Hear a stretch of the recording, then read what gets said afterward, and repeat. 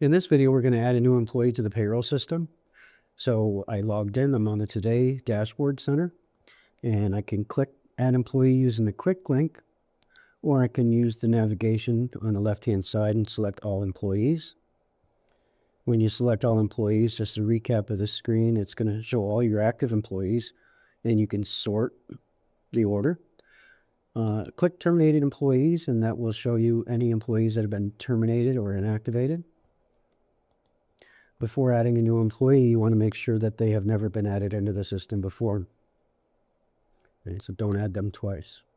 Click Add New Employee, and let's get started. Using the dashes for the format on the date of birth. Gender. Please always provide a gender in that field.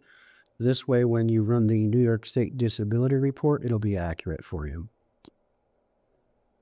The work email address field contains the employee's email in case they are getting a pay stub emailed to them. It doesn't have to be the employee's work email address. It can be any email address, but it's this particular field that controls if you're using your pay stubs to be emailed. This is the only time you can change the employee ID number, social security number, a W-2 employee, start date. This client that we have has got divisions and departments for reporting purposes. Mostly, you just want to choose the department ID number. You can add a position or a title if you'd prefer. Full-time, part-time is optional. It defaults to full-time. Your pay status, are they hourly, salary, or salary non-exempt? Rate of pay, or salary per pay period amount based on your frequency. You click the next button again. And this button, this screen is going to show you your W-4, which is your federal withholding tax. Single married head of household. If they work more than one job, they have that box 2C check that's here. And then the number of dependents the employee has. If you would like to have extra federal withholding, you can key that in the screen here in this field.